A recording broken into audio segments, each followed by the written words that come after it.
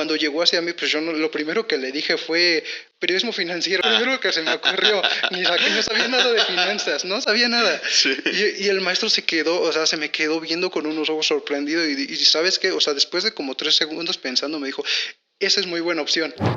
Bienvenidos a Mercado en Corto, el podcast sobre trading y emprendimiento en el que vamos a explorar todo lo que necesitas saber acerca del mundo del trading y los negocios. En este momento me encuentro con José Antonio Rivera, analista de mercados de El Economista. Mucho gusto, qué bueno que nos estés acompañando el día de hoy. ¿Te puedes presentar, nos puedes platicar un poco acerca de ti, cuáles son tus labores, a qué te dedicas? Sí, hola Kike, con mucho gusto. Mira, yo soy analista de mercados, como tú lo mencionas, soy periodista, esa es mi preparación, pero todos los días lo que hago es revisar las cotizaciones de diferentes activos financieros y los movimientos en los mercados, y yo todos esos movimientos, sobre todo los más importantes, los traduzco para que la mayoría de la población, o sobre todo la comunidad inversionista que no está tan preparada, pueda tener acceso a esta información de la manera más asequible. No me refiero a traders especialistas, a analistas, que ellos ya tienen otro tipo de fuentes de información, como puede ser en Reuters o algunas otras plataformas de información. Me refiero a inversionistas minoristas que quieren saber qué es lo que está pasando en los mercados, pero que no tienen todavía esa formación necesaria para comprenderlo ¿cómo puedo decirlo?, a su mayor expresión. Está bastante interesante este trabajo que haces. Me gustaría empezar a irnos por partes y quisiera conocer un poco tu experiencia, cómo ha sido tu proceso en el cual te vuelves periodista, cómo es que tomas la decisión de ser periodista en el área de las finanzas, de los mercados, y cómo es que llegas a trabajar en El Economista como analista de mercados. Sí, pues mira, es una historia un poco graciosa, podríamos decirlo así. A mí siempre me ha gustado mucho el deporte y cuando yo estaba estudiando, pues hacía muchísimo deporte, pero llega un momento en que cuando tu edad avanza, pues ya no tienes que decidir si te dedicas al deporte profesional y te arriesgas o te vas por la parte segura, ¿no? Yo me fui por la parte segura y decidí estudiar. Estudié comunicación y me quise enfocar mi carrera para seguir en el deporte y quise estudiar periodismo deportivo. Pero los acercamientos con las finanzas fueron, digamos así, poco a poco, paulatinos. Llegó, el primero fue una vez, recuerdo, estaba trabajando en un trabajo final, estaba haciendo un trabajo final para una materia de periodismo y ya en la carrera. Y pues en esos momentos en los que te estresas y dices, bueno, me voy a despejar, voy a empezar a picarle a diferentes páginas web. Me encontré con la página web de un broker. Yo no sabía nada de finanzas. De hecho, mi origen familiar no se acostumbra a nada ni de ahorro ni inversión. No tenían ese conocimiento. Y cuando yo llego a esa página, recuerdo que me dio de regalo un bono si yo depositaba 100 pesos, creo. Me regalaban 50, no me acuerdo, era algo muy pequeño. Sí, era un broker de trading, supongo. Ajá, era un broker y era trading. uno de esos bonos de deposita X cantidad y te damos $100 o algo así, ¿no? Así es. Y entonces, bueno, la verdad yo dije, bueno, pero ¿cómo se hace o qué onda, no? Era un estudiante de ¿cuántos? ¿Qué te gusta? 18, 19 años, que no había tenido ningún tipo de formación ni en economía, ni en finanzas, y ya no digamos en ahorro, ¿no? En mi inversión. Pero me encuentro con este broker y veo que tiene una función de operar con ¿cómo se llama esto? Que tienes una cuenta demo. Y empiezo a operar con divisas en el yen, me parece. Y para ese punto, por lo que me platicas, no tenías ningún conocimiento de mercados, o sea, no sabías ni siquiera tal vez cómo funcionaba una divisa, con base a qué se movía una divisa. No tenía ni idea de que era Sí. O sea, si tú me hubieras dicho qué estás operando, yo no hubiera sabido, ni siquiera sabía que era el yen. O sea, sí, claro.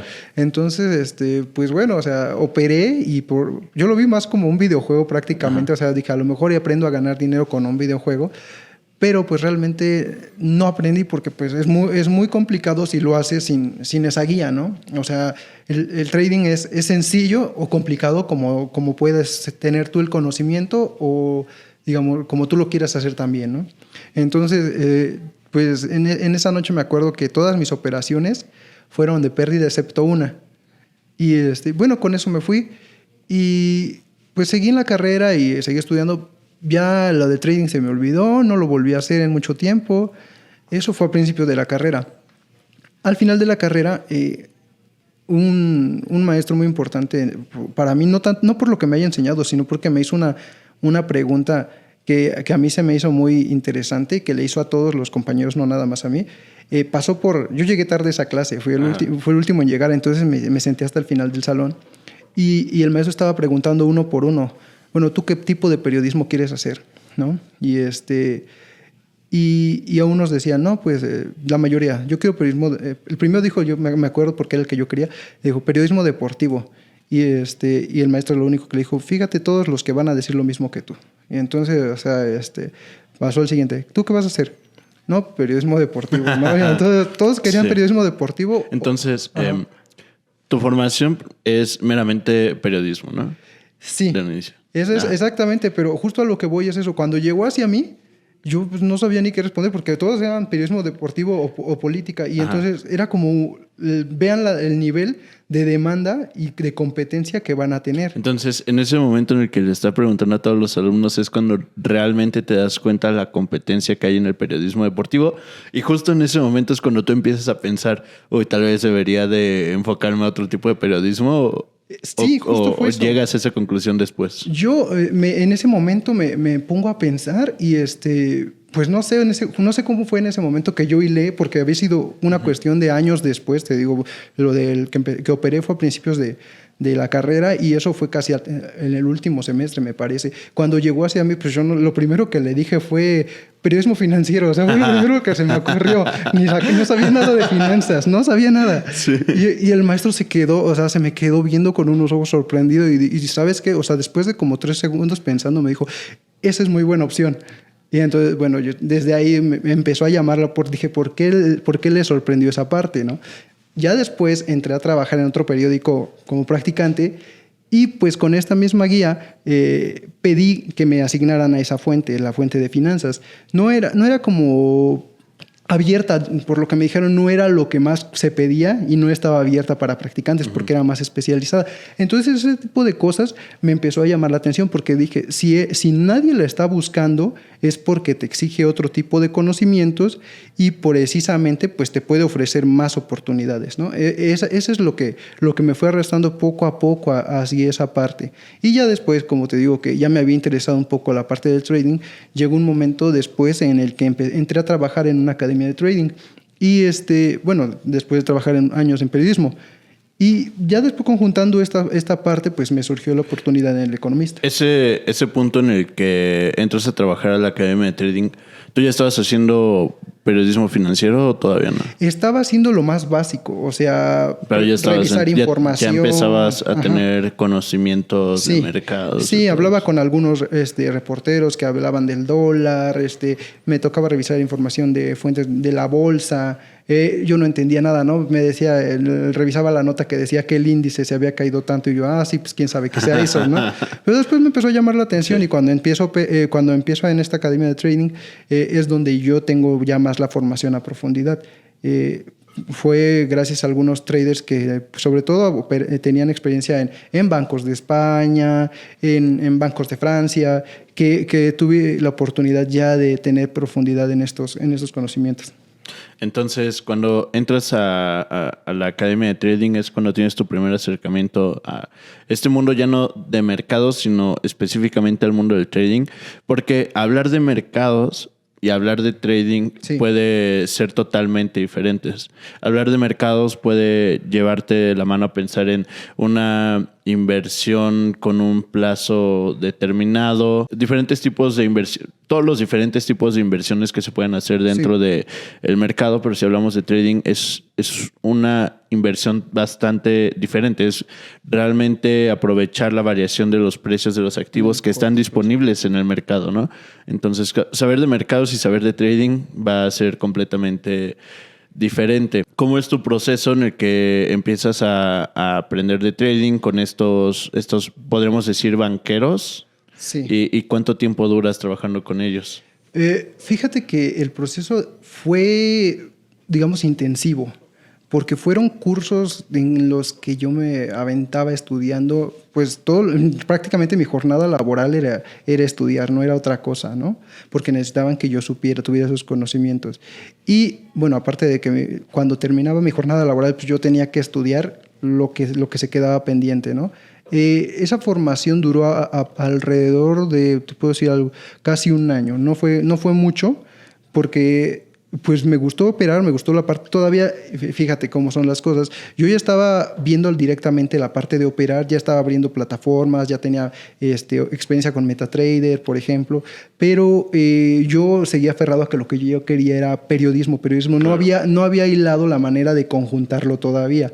Entonces, cuando llego al Economista, empiezo ya a tener como un mayor acercamiento con esta parte y veo que se puede pues conjuntar las dos áreas, ¿no? O sea, puedes hablar sobre trading, puedes hablar sobre inversión a largo plazo, que es muy diferente, como dices, pero que yo considero que son complementarias, ¿no? Claro, son importantes siempre una de otra. Por ejemplo, en mi experiencia, ya no como analista de mercado, sino como trader, a mí, no sé si alguien llega y me dice, oye, quiero plantearte esta inversión de tal vez un bono de renta fija en un plazo de 5 años y te va a dar un 7% anual. O tal vez te ofrezco o te muestro este portafolio de inversión que te va a estar generando un 7% de rentabilidad trimestral. Y lo comparas con los números en porcentaje que puede llegar a ser un trading de forma mensual. Un trader de forma mensual es totalmente diferente, ¿no? Porque estamos hablando que una renta fija en bancos te va a dar, dependiendo la tasa de interés que esté en el momento, pero pues no es una renta alta y es anual. CETES te están dando 11.5, 11% anualizado. De igual forma, un portafolio de inversión depende del fondo de inversión, puede ser trimestral, mensual o hasta anual, pero estamos hablando de rendimientos bastante bajos comparados con lo que hace un trader que puede llegar a generar desde un 13% hasta lo que quiera de forma mensual. Entonces, cuando a un trader le planteas este tipo de inversiones, por lo regular va a pensar en ¿por qué voy a meter dinero al que yo le podría generar más rendimiento si lo estoy operando? Pero pues no ven o no notan la parte en la cual estás generando un ingreso pasivo. A final de cuentas, el estar haciendo trading es un trabajo, ¿no? Sí. Generas más rendimiento, sí, pero es un trabajo en el que tienes que estar pegado todo el tiempo. Si manejas un portafolio o una inversión a largo plazo como la que comentas, estás generando un ingreso pasivo por el cual no estás trabajando, no estás haciendo absolutamente nada, solamente pues tienes tu dinero ahí y es la importancia de diversificar, tener ojos y estar abierto para más tipos diferentes de inversiones. Así es. Algo muy importante, como lo mencionas en cuanto a la inversión, es siempre tener sobre todo en cuenta el perfil del inversionista. Y me refiero a inversionista en general, o sea, contando también la parte de trading, porque como lo mencionas, el trading es un trabajo, es una profesión, pero también estás invirtiendo tu tiempo, estás invirtiendo tu dinero. Entonces, no es el mismo perfil de riesgo que va a tener una persona quizá de 18 que te gusta hasta 40 años, que una persona de 70 años que tiene pues ya sus ahorros de toda su vida, no los puede, una persona de esa edad, si quiere hacerlo puede hacer, pero no es la misma tranquilidad que va a tener un trader de 28 años que está en su apogeo en cuanto a ingresos y que puede decir, yo quiero meter mi dinero a trading, voy a buscar una rentabilidad mayor y no me importa que tenga un poco más de riesgo en cuanto a mi operatividad, ¿no? A mí esa parte me hace bastante ruido. ¿Por qué? Porque si hablamos del México actual, una persona de 70 años probablemente no tuvo educación financiera, probablemente no conoce mucho acerca de inversiones, probablemente estuvo en su trabajo durante toda su vida, lo cual no está mal, pero fue la manera en la cual creó sus finanzas y está cerca de los 70 años y justo en ese rango de edad está pensando en jubilarse, ¿no?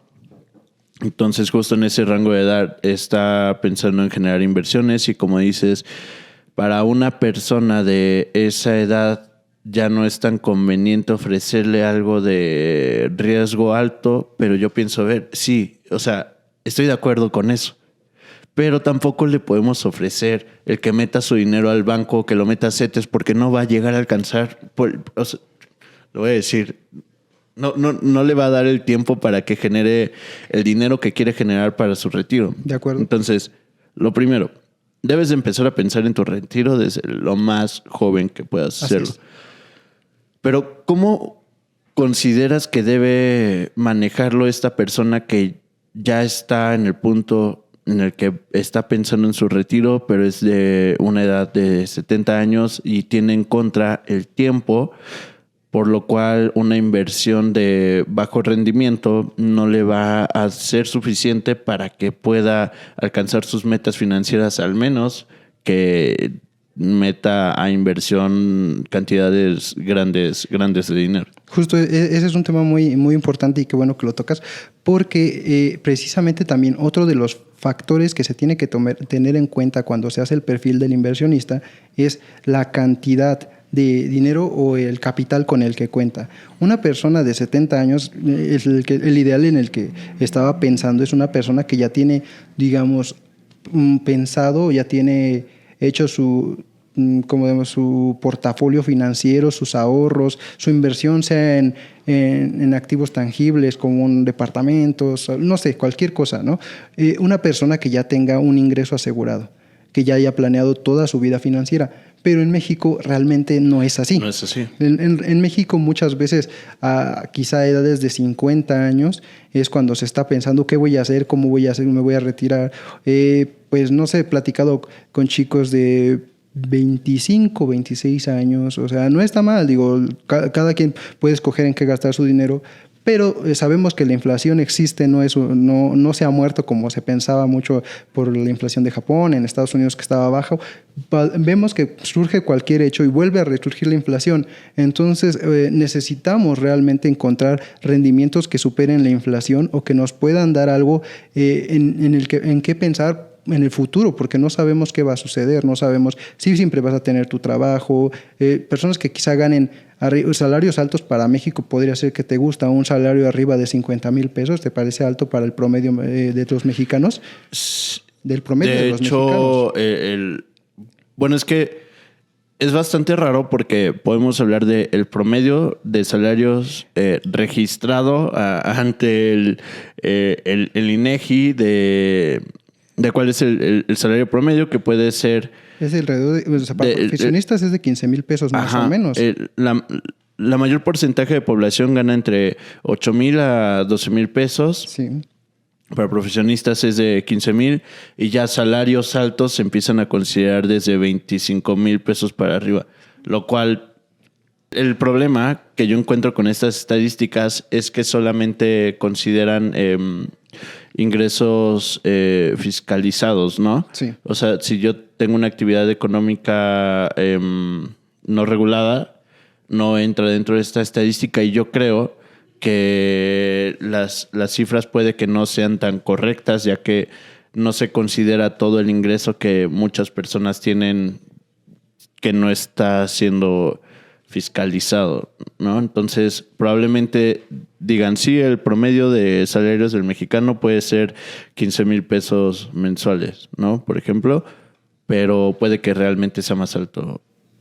Y mira, más allá de los datos, que, o sea, la metodología pues realmente no la conozco, más allá de los datos, lo que yo quería mencionar es que no importa cuánto sea de salario, incluso sean 50,000, sean 200,000. He visto casos de futbolistas, sobre todo de futbolistas que ganan millones, ¿no? Millones, y que terminan en la calle. ¿Por qué? Precisamente porque no planean su vida financiera. Como lo mencionas, una persona de 70 años que no tiene ahorros, o sea, ¿qué puede hacer? Pues precisamente, o sea, si tiene esa convicción de educarse y ser responsable con su operativa, creo que el trading sí es muy buena opción, sobre todo porque te abre una posibilidad que no tienes en los mercados más tradicionales, con la inversión más tradicional, que es el apalancamiento. Ahora, la parte del apalancamiento hay que llevarla con mucho cuidado porque como sabemos, o sea, como multiplica las ganancias, también puede multiplicar las pérdidas. Yo por eso considero que la opción más viable y la mejor de todas es empezar de muy joven con las dos, tanto trading como inversión pasiva. ¿Por qué? Porque la inversión pasiva sí, como dices, poco a poco va creciendo, no de manera tan rápida, pero sí es una manera más constante que a lo mejor que la mayoría de los traders, no todos, porque sí hay unos muy buenos que logran hacer operaciones constantes y que ves todas sus operaciones verdes, pero la mayoría, este también es mi caso, somos más o menos mixtos, alguna que otra operación roja, alguna verde, pero se compensan las pérdidas, se tienen que compensar con las ganancias que tienen que ser mucho mayores, como dicen, cortar las pérdidas y dejar correr las ganancias. Yo pienso que una persona joven debería empezar con las dos lo antes posible. Yo de verdad lo invito en este momento a que se informe de qué productos financieros les gusta más, en tanto en renta fija como en renta variable como en trading, que se eduque y lo antes posible se ponga a operar también, porque darle el dinero a alguien para operar un banco, o sea, como mencionas, es más la comisión, lo que se quedan. Realmente no hay como ser uno mismo, tener su responsabilidad de su vida financiera y empezar joven. Yo creo que esos son dos claves que te pueden dar una compensación que a lo mejor puedes decir, pues me va a costar aprender, sí, pero tienes la ventaja de la edad. Ahora, si no tienes la ventaja de la edad, pues tienes que meterle mucho al estudio, pero también lo puedes hacer tanto en el trading como en la inversión. Siento que todavía no llegamos a llenar como una opción para esta persona que ya tiene una edad avanzada, pero si quiere buscar un rendimiento, que lo que hablábamos hace un momento, la persona que no tuvo esta educación financiera, que no empezó joven, pero que ya quiere empezar a pensar en su retiro un poco bastante tarde. ¿Tú qué piensas que se le podría recomendar? ¿Por qué? Porque si vemos cualquier creador de contenido, cualquier asesor financiero, de donde sea, o al menos en México, siempre vamos a notar que dicen lo mismo. Siempre dicen lo mismo y siempre te dicen empieza joven, empieza a invertir en los mercados, en el Standard & Poor's 500. El Standard & Poor's 500 siempre te va a dar un rendimiento. Invierte en CETES, bla, bla, bla, bla, bla. Pero siempre dejan de lado exactamente este perfil de persona, ¿no? Pareciera ser que nadie ha pensado en realmente cómo atacar ese problema de la persona que ya es grande, que quiere empezar a invertir, pero que no tuvo educación financiera. ¿Tú cómo piensas que se podría atacar esa parte? Mira, es complicado. Yo entiendo por qué lo han dejado de lado y sí parece cierto, como dices, un cierto grado de discriminación por edad, que sí es porque precisamente es un caso difícil de atender. La solución no es sencilla porque tienes que balancear muy bien estos dos aspectos, que es, son tres realmente. ¿Qué retorno quiere obtener? Ese es el primero, porque hay que pensar realmente de manera realista qué retorno se quiere obtener. Y es que yo creo que en ese caso se tiene que buscar un retorno rápido y alto. Así es, un retorno alto, pero también hay que tener en cuenta que la tolerancia del riesgo no es la misma en todas las personas. Una es la tolerancia del riesgo y otro es el capital. Sé que el trading te permite tener acceso a un portafolio de inversión con un potencial de rentabilidad muy alto y con capitales no tan elevados. Eso es muy bueno. Entre comillas, ¿no? También aquí me gustaría hacer como un hincapié. ¿Por qué? Porque muchos tenemos esa idea de que haciendo trading con poco capital vas a lograr generar mucho, pero la realidad es que no. Así es. Y es algo que yo siempre trato de empujar a que la gente entienda. ¿Por qué? Porque conmigo llegan clientes que me dicen, oye, quiero estar generando $2,000 de ganancia al mes haciendo trading. Se puede, sí se puede. Pero ¿cuánto dinero quieres depositar? ¿Cuánto dinero estás pensando depositar en tu cuenta? No, es que quiero empezar con $500. No vas a crear un 400% de tu cuenta, un 300%, ¿no? Entonces, la mejor forma de operar, de hacer trading es primero tener claro tu objetivo, el cual es $2,000 al mes. Después de eso es, sin importar la cantidad de dinero que vayas a invertir, ¿tú cuánto crees que puedes arriesgar en porcentaje de ese dinero? Si me dices, yo solamente creo que puedo soportar arriesgar el 0.5% de 0.5% de ni siquiera un 1% de mi cuenta en cada operación, estamos hablando de que vas a necesitar una cuenta de trading de más de $20,000 para alcanzar ese objetivo que quieres, ¿no? Sí. Entonces, pues sí puedes llegar a generar esos rendimientos, pero necesitas más dinero. ¿Por qué? Porque es muy importante cuidar la parte del riesgo. Yo te puedo asegurar que en una sola operación con una cuenta de $200 puedes generar hasta $2,000. Sí. Pero estás haciendo un volado de o pierdes todo tu dinero o ganas $2,000. Y pues esa no es la idea. La idea es utilizar todas las herramientas que tenemos para reducir los riesgos lo más posible y generar ganancias lo más consistente que se puede. Entonces, yo no le diría tampoco a esta persona de 70 años haz trading. ¿Por qué? Porque no se va a poner a estudiar. O sea, no va a tener el tiempo, la paciencia. No es una persona que yo me imagino que vaya a estar en su computadora aguantando ver un número, viendo en la pantalla cómo el número se pone en rojo y estás perdiendo tu dinero en tiempo real. Hay muchas opciones que podría llegar a utilizar, como se me ocurre en este momento copy trading, ¿no? En ATFX tenemos esta aplicación que se llama ATFX Team Up, en la cual tú abres tu cuenta de trading, te registras y empiezas a ver como un catálogo de traders en los cuales ves su historial. Entonces, para mí, creo que lo mejor sería buscar entre este catálogo de traders de todo el mundo, uno que digas, este trader tiene un récord que durante 5 años se ha mantenido estable, no tiene un riesgo alto y genera X porcentaje de rendimiento. Esa es una opción que a mí se me ocurre en este momento. No sé tú qué pienses al respecto. Me parece muy buena, esa es una buena opción. También está la otra que conozco, es la de los robots que generan rendimiento medio, tampoco elevado y es con estrategias muy conservadoras algunos. Pero la que mencionas es muy buena estrategia, sobre todo es como otra manera de apalancarse del conocimiento que alguien ya tiene. Uh-huh. Para ya no tener que llevar todo ese proceso que, pues, como te digo, o sea, yo te hablo de que mi inicio como operador tanto en bolsa como con activos derivados fue en 2018 y para obtener constancia en cuanto a rendimiento me tardé por lo menos que 2 años y medio, ¿no? Una persona de 70 años, pues sabemos que el tiempo es valioso, claro. Sobre todo teniendo en cuenta que más o menos creo que 75 años es el promedio de vida de un mexicano, de un hombre mexicano promedio, es 75 años, algo así. Entonces, pues ahora sí que el tiempo apremia y estas opciones son buenas. Sí, puede ser una buena opción. Tampoco digo que sea la única, es algo que pues estamos platicando en este momento. Estoy seguro que hay muchas más formas de poderle crear un portafolio adecuado para esa persona, pero sería un tema que se tiene que evaluar directamente. El tema que mencionas de los bots es algo muy interesante que hasta este año, 2023, yo he notado un avance en esto porque todo el tiempo que llevo dentro de este mercado del trading, pues yo he escuchado y he conocido muchas personas que tienen bots.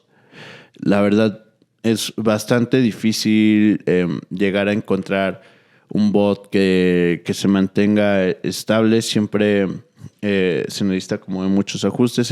Es complicado, pero justo hasta 2023, ya que tenemos inteligencia artificial, ya que tenemos una capacidad más rápida de generar código, he notado un avance bastante grande en el tema de bots de trading.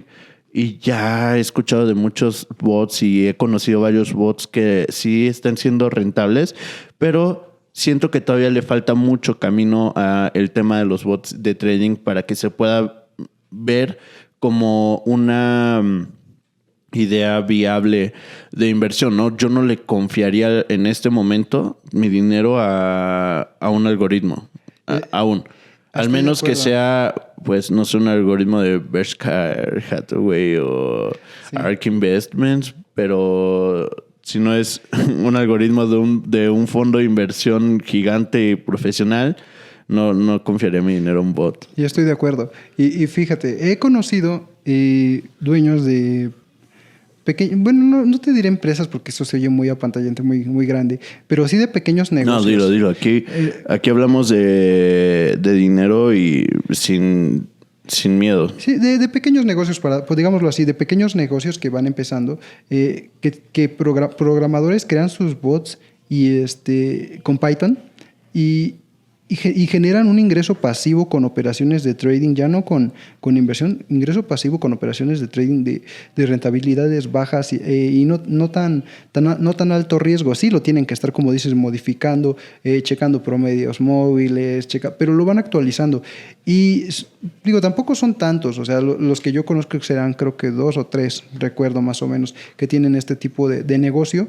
Pero sí lo tienen que complementar con otro tipo de inversiones, que venta de productos. No es como, digámoslo así, todavía viable, por lo menos a donde yo conozco, como dices, que alguien viva del trading a través de bots. Eso. Sí, está bastante joven, aunque lleva mucho tiempo, muchos años ya de recorrido el tema de la industria de los bots de trading, pero siento que todavía no está en el punto en el que va a llegar a estar en algún momento. Sí. Entonces, igual puede haber un muy buen mercado ahí todavía si eres programador y eres trader y te gusta el tema de la programación y tienes una estrategia de trading rentable y ya tienes experiencia en los mercados, ya sabes cuál es el comportamiento de los mercados en diferentes ciclos económicos, pues podrías programar un bot y tal vez llegues a uno exitoso y lo puedas comercializar. Porque eso es bastante interesante, ¿no? El tema en el cual empiezas a automatizar absolutamente todo. Mira, se me ocurre así en este momento la historia de un trader programador, ¿no?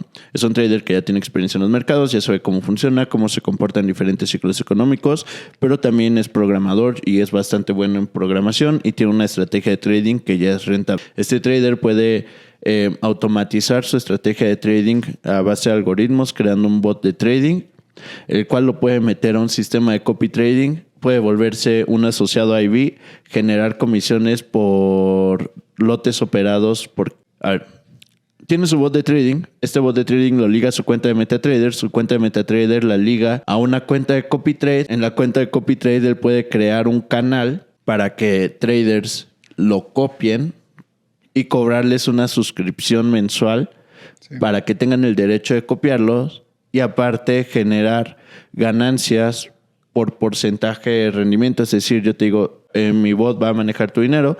Del rendimiento que genere de las ganancias, se te va a cobrar un X porcentaje y se te va a cobrar una suscripción mensual por el derecho a copiar el trade. Por simplemente quieres copiar las operaciones, se te cobra una suscripción mensual, se te va a cobrar un porcentaje de las ganancias y también vas a generar comisiones por los lotes operados, ¿no? Entonces se puede crear todo un sistema de negocios automatizado en el cual lo único que hiciste fue programar un bot una vez y de ahí es echar a andar una máquina de dinero totalmente. Sí, de lo que hablábamos, los ingresos pasivos, ¿no? Porque al final se vuelve un ingreso pasivo. Como tú lo dijiste, creaste el bot una vez. Yo no soy programador, no sé realmente cuánto se requiere para para programar un bot. La otra vez, nada más hace unos, ¿qué será? 2 semanas, nada más por la pura curiosidad, en ChatGPT ya Yo también lo hice. Dame como la programación de un bot para operar con tales características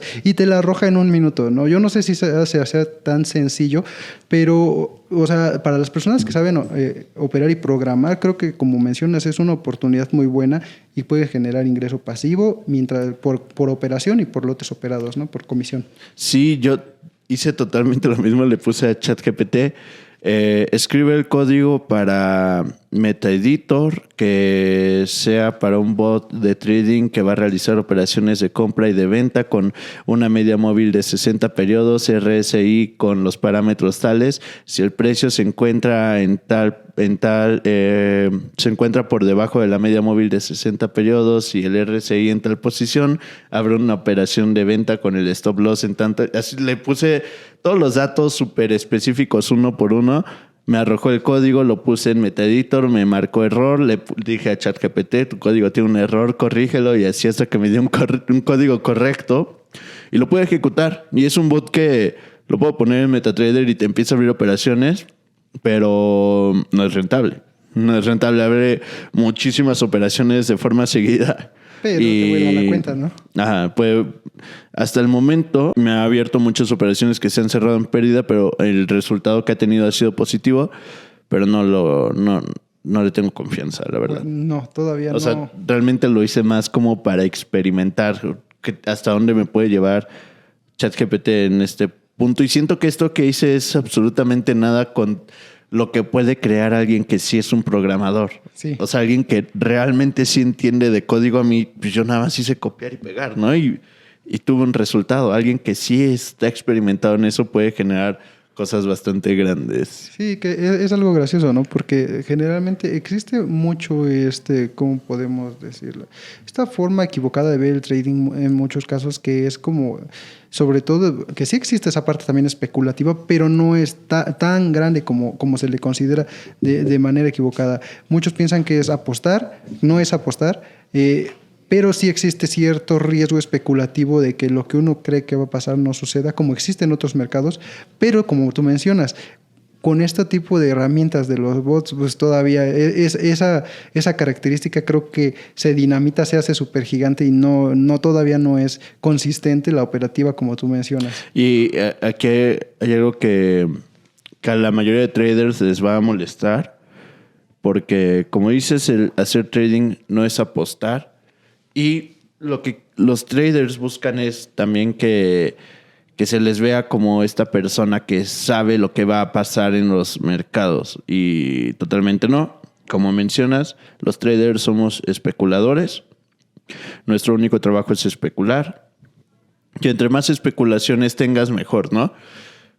¿Cómo especula un trader? Utiliza un activo financiero principalmente.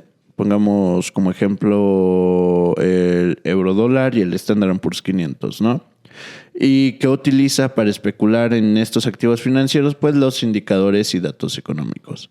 Entonces, supongamos que está por darse el informe de decisión de política monetaria de la Fed y yo tengo, con base a lo que está sucediendo en el precio en este momento, yo desarrollé 4 especulaciones. Si la tasa de interés aumentó por tanto porcentaje, puede ser que el precio del Standard & Poor's 500 llegue a caer y que el precio del eurodólar también llegue a caer.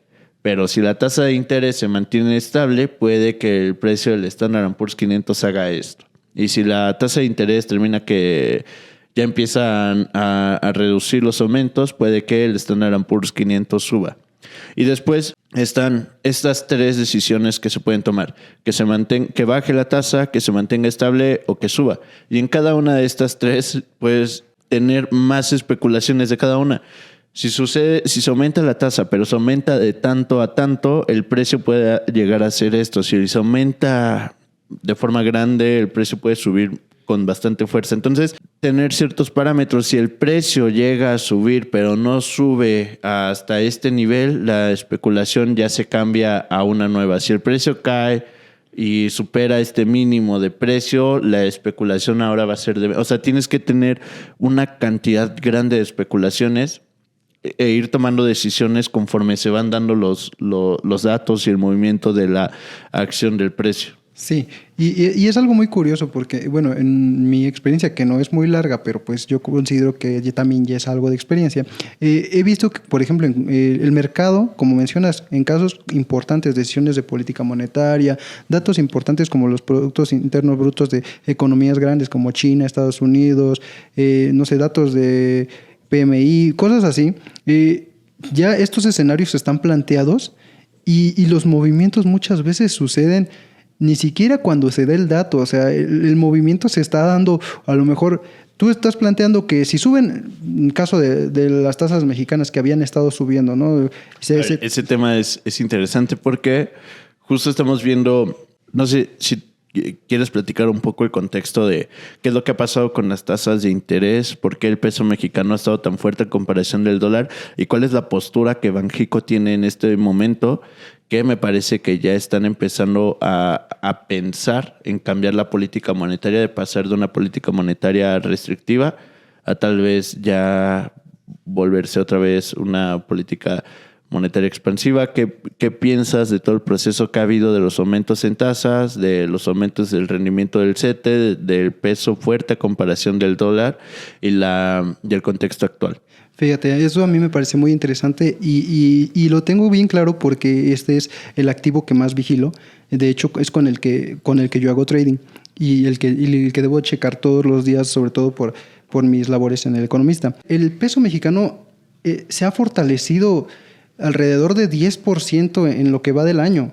Estamos hablando de que todavía no van ni 6 meses completos y 10% es una cantidad importante. Y no nada más eso, o sea, sabemos que ¿cuál fue el punto máximo que alcanzó? ¿No? La pandemia llegó a estar en 25 pesos durante la pandemia. Sí. Desde ahí ha registrado una trayectoria bajista que me parece totalmente justificada en el aspecto técnico, porque sabemos que pues, ese aumento fue totalmente exagerado. Lo que sucedió en la pandemia también sabemos que es un caso que no estaba planteado, como dicen, un cisne negro que te llega a cambiar todos los escenarios. Pero bueno, a partir de la inflación que ocurrió con las interrupciones de la cadena de suministro, tanto con la pandemia, el encarecimiento de algunas materias primas. Sabemos también que estuvo la guerra en Rusia, entre Ucrania y Rusia, que también vino a encarecer, a dar golpes de inflación. Todo esto pues llevó a los bancos centrales a actuar, ¿no? Pero, ¿qué es lo que vemos aquí? Lo que vemos es que el Banco de México fue uno de los bancos que se adelantó, que actuó de la manera más rápida posible y lo hemos visto que comenzó su trayectoria de alza de tasas antes que bancos más grandes, de economías más grandes como la Reserva Federal o el Banco Central Europeo, que todavía están bueno, Banxico paró las alzas de tasas en su decisión anterior y la Fed todavía están viendo si las paran para la siguiente. No, la Fed todavía tiene expectativas de continuar con aumentos de tasas. Exactamente. Y eso es lo que ha hecho que el peso se fortalezca, este diferencial de tasas. Exactamente, por el carry trade. Sí, claro. Es algo muy, muy interesante como mencionamos. Yo lo veo como 3 factores importantes. Uno es la parte de las tasas de interés y la inflación, por supuesto, que vemos el diferencial de tasas y el carry trade, el atractivo que tienen las tasas mexicanas en este tipo de operativa. La otra, pues sabemos que en la parte económica, las remesas aquí en México son algo muy bueno. Pero a ver, aquí hay un tema bastante interesante. Remesas, dólares entrando a México, pero dólares que se están depreciando a comparación del peso mexicano. Exacto. O sea, ¿qué tanto impacto positivo puede traer el que estemos recibiendo remesas en el periodo en el que el peso mexicano se estuvo fortaleciendo a comparación del dólar? Porque ya estamos en un punto en el que, creo yo, desde mi perspectiva personal, no sé qué pienses tú, tú eres el economista. Desde mi perspectiva personal, creo que ya está en un punto en el cual el peso va a volver a perder nuevamente fuerza a comparación del dólar. ¿Por qué? Porque Banxico ya paró sus aumentos de tasas de interés, como lo mencionas en la decisión pasada. En esta semana vi por allí alguna noticia en la cual Banxico ya está pensando en cambiar una política monetaria expansiva nuevamente, en el mismo tiempo en el que a Estados Unidos le acaban de quitar el techo de deuda por un lapso de 2 años, y también se estima que la Fed siga generando aumentos de tasas de interés. Si estamos hablando de una Fed que va a continuar con los aumentos de tasas, al mismo tiempo de un Banxico que ya está parando los aumentos de tasas, podríamos hablar de que los 17.4 tal vez fueron el piso que podría llegar a tocar el peso mexicano, y que mi especulación es que desde este punto vuelva a regresar a los 17.9, a los 18. ¿O cuál es tu panorama? Ese es el mío, pero ¿cuál es el tuyo? Mira, te voy a explicar un poco primero lo que pienso y por qué lo pienso. Vale. Me parece que el nivel de, como mencionas, 17.41, que fue así ya, ahora sí que siendo a rajatabla lo que tocó, 17.41 exactito, es ya demasiado en cuanto a apreciación. Son niveles que no se habían visto en 7 años. 7 años. 7 años, o sea, sí sabemos que, sí, es cierto que también, como te mencioné, durante la pandemia alcanzó un máximo no visto que no se ha vuelto a tocar, pero, o sea, creo que no se trata de perder los niveles en cuanto a pensar, bueno, si se puede, es un activo y se mueve en cuanto como quieren los especuladores, no es así. O sea, sí, se va a seguir moviendo de acuerdo con la oferta y la demanda, pero dentro de ciertos rangos que a mí me parecen los ideales. A mí me parece que el nivel adecuado del peso, del tipo de cambio del dólar peso, me parece, es alrededor de 18.70, me parece que es un rango aceptable. Por cómo están las cosas ahora. ¿Por qué como están las cosas ahora? No sé qué vaya a suceder después, pero ahora tenemos un nivel de tasas en México que está muy elevado a comparación de la inflación, que sí todavía está por encima del rango objetivo del Banjico, por lo menos me parece que son 3 puntos porcentuales arriba, un poquito más, pero me parece que ya se compensa demasiado con la deuda, que está muy por encima del nivel de las tasas estadounidenses. Aparte, tenemos también la cuestión de la deuda pública, como tú mencionaste ahorita. La deuda de Estados Unidos están viendo todavía la parte, ya se negoció, ya se llegó a un acuerdo, pero están todavía en cuestión de aprobación. ¿Para qué? Para suspender el límite. ¿Por qué? Porque Estados Unidos necesita todavía más deuda para poder cumplir con sus compromisos financieros. En México esto no ha sucedido. Sí es cierto, yo no tengo una cuestión de ideología política como tal, o no la vengo a manifestar aquí, pero lo que sí es cierto es que aquí, en estos años que ha habido en esta administración, algo que se ha controlado mucho es la deuda pública, el endeudamiento. Y eso es algo que ha beneficiado mucho al peso, porque la deuda pública se ha mantenido, si bien se ha habido proyectos que son ha disparado la deuda pública, no lo hizo durante la pandemia, y eso también beneficia al peso. Entonces me parece que sí es cierto, llegamos ya a un nivel de tasas en México que ya me parece el techo. La inflación ya está bajando y es comprobable, y aparte es evidente, pero no porque las tasas después, quizá se menciona que a lo mejor para el 2024, finales de 2020, de este año, de 2023, podrían pensarse en bajar las tasas. Se ha mencionado, no lo aseguro porque yo no sé lo que vaya a suceder, pero a pesar de que se reduzca el spread entre las tasas de Estados Unidos, las tasas mexicanas, me parece que aún así es amplio, y también está apuntalado el peso por esos factores, ¿no? El manejo de la deuda pública y las remesas que, como dices, o sea, sí, el dólar ha venido perdiendo terreno contra el peso, pero en la medida también que las tasas bajen, pues esto se va a equilibrar. Me parece que son fuerzas que se están equilibrando y que van a llevar al tipo de cambio a un punto medio establecido. Entonces, esto es solo un ejemplo de cómo podemos ver que son diferentes factores que un operador tiene que revisar para poder entender cómo se podrían mover los precios, además del aspecto técnico, que es checar las medias móviles, hacer su análisis de estructura, de fractales. Creo que es algo muy interesante y a mí me apasiona, creo que se puede ver, pero bueno, o sea, es un poquito de lo que se tiene que ver cuando se opera, ¿no? Sí, tocas algunos puntos bastante interesantes, puntos que me llaman mucho la atención. Uno, ¿qué crees que va a suceder con la inflación cuando, como tal cual lo dices, no ha llegado la inflación a los niveles que Banxico quiere que llegue? Pero Banxico sí ya está comportándose un poco más dovish. ¿Cuáles crees que vayan a ser las nuevas herramientas para que se lleve la inflación a estos niveles que se esperan? Yo creo que la estrategia que ha mantenido es la correcta. Y yo creo que solo la irá apuntalando, ajustando en la medida que vaya viendo los datos. Ha habido presiones un poco en algunos productos, pero sobre todo son presiones muy específicas, ¿no? En gasolina, Pero bueno, son estos productos que tenemos que quitar. Uh-huh. Me gusta hablar de inflación, más de inflación subyacente, uh-huh, y dejando de lado estos productos volátiles, como la gasolina, exacto, estos productos volátiles que van a cambiar su valor no necesariamente por la inflación, sino por cualquier otro factor. Exactamente. Sí, justo eso, ese punto es importante y es a lo que voy. La inflación, si bien ha sido, pues, y he estado en sube y baja, ¿no? En una especie de montaña rusa. La tendencia de largo plazo o de mediano plazo, la que vemos aquí, es que está bajando y baja de manera muy notoria. Entonces me parece que aunque haya habido ciertas presiones y el Banxico muy, muy sobrio me parece siempre en su postura, mantiene como cierta reserva de lo que pudiera pasar, sabe perfectamente que la trayectoria es a la baja y sin descuidar su trato hacia la inflación, pues me parece que ya nada más es cuestión de mantener la estrategia e ir acomodando las tasas conforme los impactos vayan disminuyendo.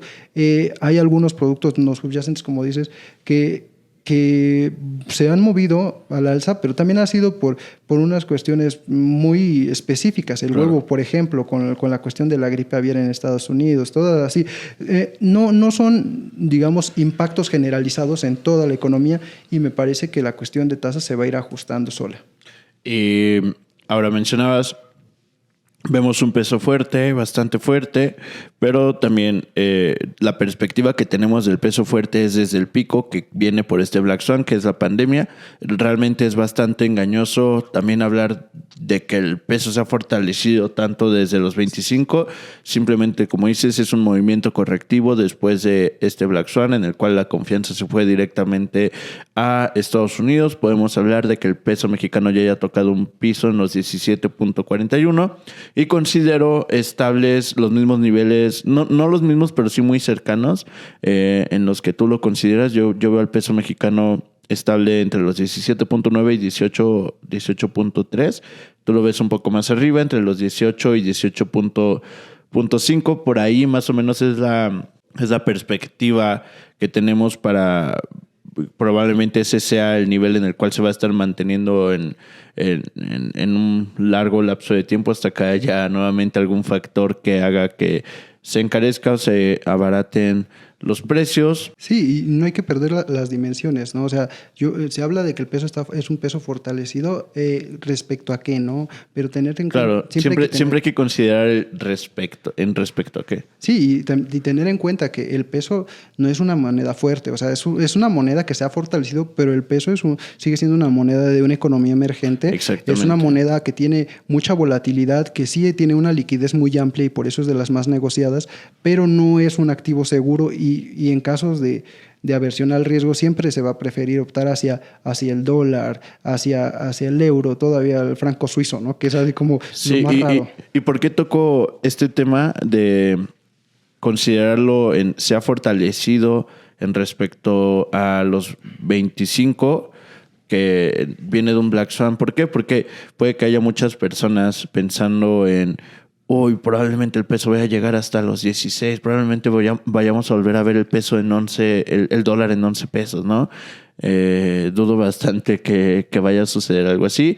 Siempre hay que tener la información de nuestro lado. Los medios nos van a mencionar siempre el peso se está fortaleciendo muchísimo y toda esa cuestión, pero siempre hay que considerar los factores de indagar un poco más, ¿no? Que solamente la noticia. Sí, y yo lo que le digo mucho a mis amigos traders, porque la recomendación siempre es diferente para los que les gusta la inversión de largo plazo que para los traders. Tiene que serlo porque el tipo de inversión es diferente. A mis amigos traders lo que les digo es no se claven tanto en las noticias. ¿Por qué? Porque las noticias sí, ok, al momento te mueven las cosas, ¿no? Pero muchos ya se están anticipando a lo que puede o no pasar, ¿no? Siempre lo mejor es cuidar tus niveles, tener tu estrategia bien definida, tu stop loss claro no te puede faltar. Y claro, pues checar las noticias más importantes, pero no te claves porque muchas veces eso hace que tú te crees escenarios que ni siquiera sabes que van a suceder y lo único que va a pasar es que va a alterar tu operativa, tu estrategia que ya tienes bien definida. No hay como tener una estrategia definida, seguirla y ser constante y probar y hasta que logres acomodar tu estrategia a una estrategia ganadora. Si eres inversionista de largo plazo, pues tienes chance de revisar las noticias, dejar correr. Si las pérdidas empiezan a aumentar, las dejas correr, no pasa nada porque la activo sigue y puede recuperar, pero aquí el apalancamiento urge que no te equivoques y que cierres las posiciones negativas, ¿no? Entonces es diferente, hay que tener cuidado con no clavarse y no perder, así que las dimensiones de lo que se está haciendo, ¿no? Trading es diferente a la inversión de largo plazo. Claro, siempre consulten medios o busquen las noticias en medios de confianza como lo es el Economista. Las noticias van a ayudarte a tomar mejores decisiones, pero siempre hay que tratar de ir un poco más a fondo dependiendo, como dices, tal cual, cuáles son tus intereses, tal cual si eres trader, si tienes que irte más a fondo. Si tienes una inversión a largo plazo, las noticias son lo que te van a dar todo. Y pues por este momento nos despedimos. Realmente estuvo muy buena la plática que tuvimos el día de hoy. Y el tiempo ya se nos terminó, entonces tenemos que dejar de grabar en este momento. ¿Algo más que quieras agregar? No, pues nada más agradecerles mucho el tiempo por escucharnos, invitarlos a que lean en nuestras páginas y también invitarlos a que operen con ATFX, que es muy buena su atención. Yo les agradezco mucho y sobre todo muchas felicidades por este podcast, este espacio.